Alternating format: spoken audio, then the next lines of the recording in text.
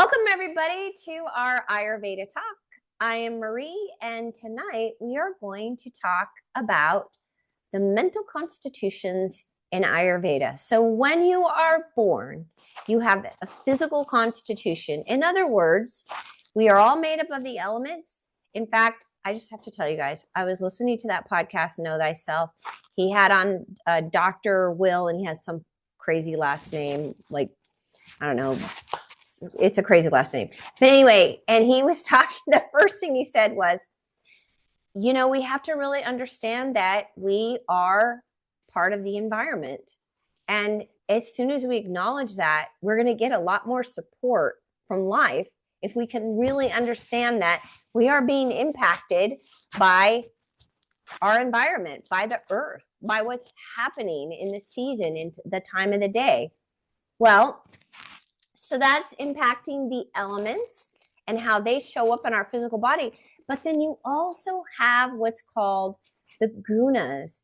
And the gunas are the mental constitution. Now, we have talked about the gunas before, but I want to talk to them today as far as how food affects them. So let's just kind of talk a little bit about, first of all, what are the gunas? So the gunas are in alignment with Vata, Pitta, Kapha. Remember, Vata, ether, air, Pitta, fire, Kapha, water, earth. Okay, now the mental constitutions are Sattva, Rajas, and Tamas.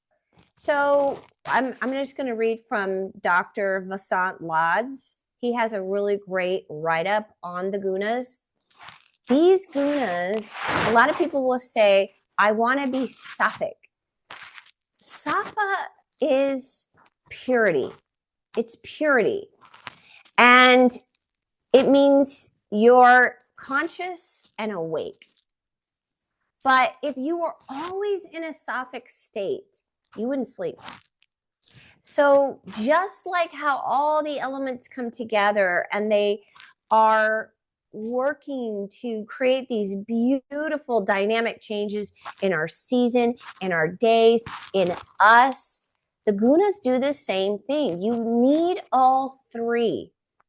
However, if one goes out of balance, you're going to have problems. So let's just talk a little bit about the universal qualities. Everybody has them, and they are necessary for the creation. So creation comes from the gunas. And it's a complicated topic. We'll have to break that down sometime. So it is what makes up our psychobiological functions. So you will hear a lot of people say, oh, it's just mental or it's just physical. The truth is that it's all interconnected. And the gunas are literally that interconnected part. It's psychobiological. It is connected. Okay, so sattva, like I said, you're conscious, you're pure. You awaken every morning because of sattva. It is the energy of sattva that awakens us. Okay, so you do it every morning. Now, rajas is activity. It's dynamic. Rajas is our thoughts, our feelings, our emotions, and how they move in a creative way, right? It's our ability to take action, to manifest, to do things. All that movement is rajas. So we need rajas because rajas, we get things done. Now, tamas is inertia. It is the energy that moves down, and it is what helps us sleep at night. So it is when you get tired and you're ready to get rest, it is because of tamas, inertia. You're tired. Your body needs to regenerate. But tamas, out of balance, is heavy, depression. It's not good. So sattva, if you have sattva, it brings clarity. So in the morning, this is why a lot of people get up in the morning and meditate first thing. It is when you are most clear. So sattva happens first thing in the morning and it brings purity and clarity. Oftentimes, I will get answers to problems that I have in my life, to questions that I have in that early morning time during the sattvic time. Okay, now, rajas allows us to have perception. Now, remember, perception, there's a filter oftentimes that creates a certain perception. So let's say you are looking through the filter of joy, then your perception moves through that, right? So rajas is perception. It's how we perceive, right or wrong. It's how we perceive. And then tamas is dense. It's solid. It's a concrete experience. Okay. So these are mental psychobiological energies, and they are involved in our everyday functioning. We need all three, just like you need all the elements. Nobody on this planet is void of an element. They're not. Now, they might be super dominant in an element, so it's hard to see where some of the other elements are showing up. But everybody has all of them, all five. Okay, so the three qualities, the gunas, they are necessary also for the functioning in every single cell in your body. So sattva is potential energy. It's our potentiality. Rajas is kinetic energy, right? Physical. And tamas is inertia. So we already talked a little bit about tamas is inertia. The potential energy in the cell is awareness. It becomes active due to the kinetic energy of rajas. And then the cell becomes inert because of the tamasic qualities. So these three qualities work together. Now, when you are eating food, you are very much affecting the gunas. You are. So, and this is so great too, because more and more of our Western nutritionists and scientists are saying there's massive connections between your gut health and your mood. It's connected. They will tell you your brain functioning is connected to your gut. Okay, now, so in Ayurveda, food is classified as either sattvic food, rajaic food, or tamasic food, right? So you can categorize food, and we've talked about this. It's just been a long time. And it's kind of a good time for us to be talking about it because a lot of us are eating a lot of sugar, like, heavier foods or more foods than we would normally eat. And so you might be experiencing more inertia, more density because of it, or maybe even overactivity because of the food that you're eating. So the mental qualities are promoted by these different energies. Sattvic food is light, it's healthy, it increases clarity of mind. So you will have clear mind when you are eating sattvic foods. Rajaic food is food that increases activity. It actually agitates. So it would be like if you're a fire element person, pitta, and you're eating a lot of spicy food, it's going to agitate you. Or if you're a vata person, you have a lot of ether and air, and you're eating lots of raw food, popcorn, food that doesn't have a lot of substance to it, you're actually aggravating. If you're a kapha person, you have a lot of earth and water, and you are eating really dense food, like, the stews and just heavy foods, greasy foods, you are also aggravating. So you can aggravate all the doshas with the different kinds of foods. So rajaic foods aggravate. Tamasic foods cause density, dullness, heaviness, And those foods actually create depression. So you will then have a feeling depressed and may start having actual disorders connected to that, right? So got to change your diet. You got to change your food. Sattvic foods are also easy to digest. So they're pure, they're light, easy to digest. There's a lot of prana in sattvic foods. What does that mean? It means that when you pick a plant, when you pick something from the garden, and then you go in, you wash it, and you eat it right then and there, you are receiving all the available energy from that plant.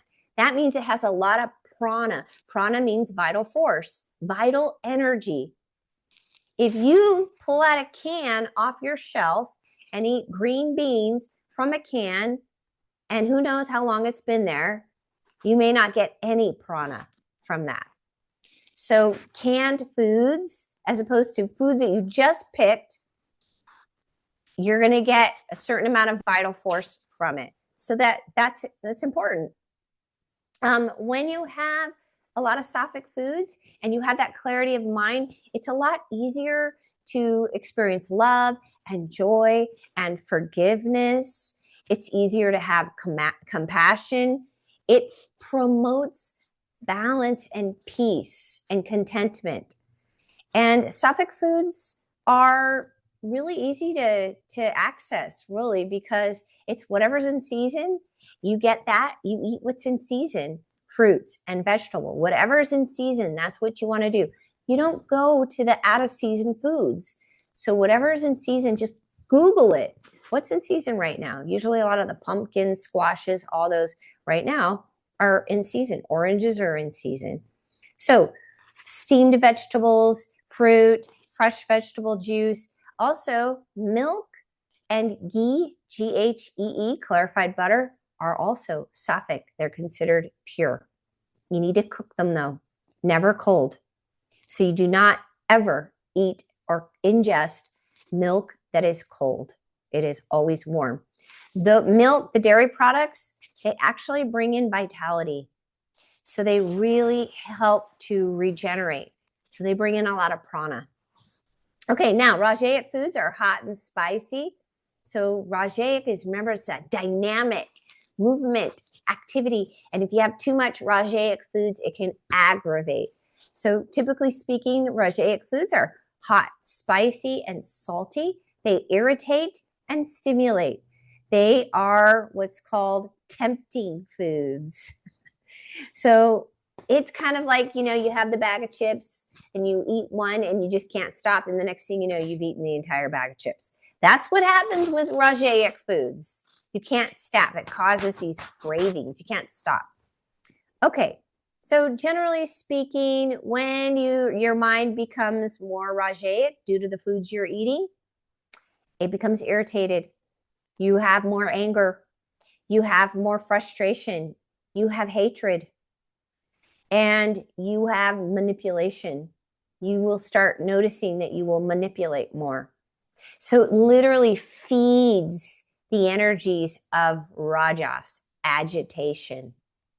So if you're noticing that you're agitated, you just got to back off on foods that are going to raise up the heat, cause intensity.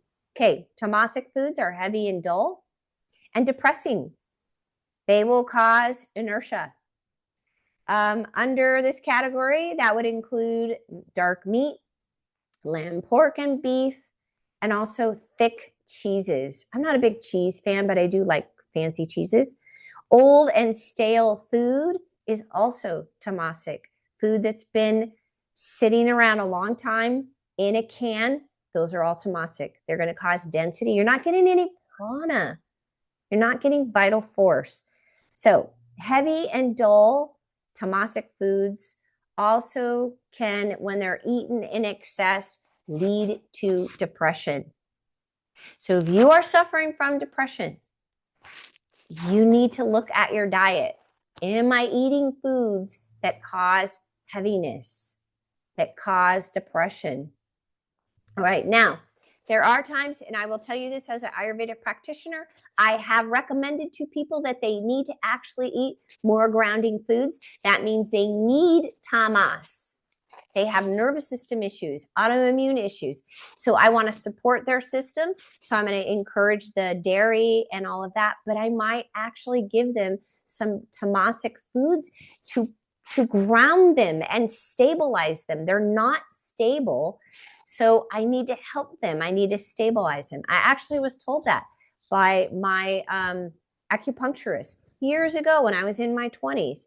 And he told me, he's like, hey, with all the working out you do, I was teaching classes, I was working on clients, I was doing all this stuff.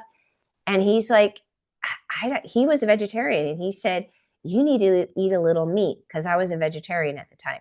So I had to start eating a little bit of meat just to help stabilize. But most of the time I'm vegetarian. All right, now, so that's kind of the gist of foods and how they affect the gunas. And we want to pay attention to how am I feeling.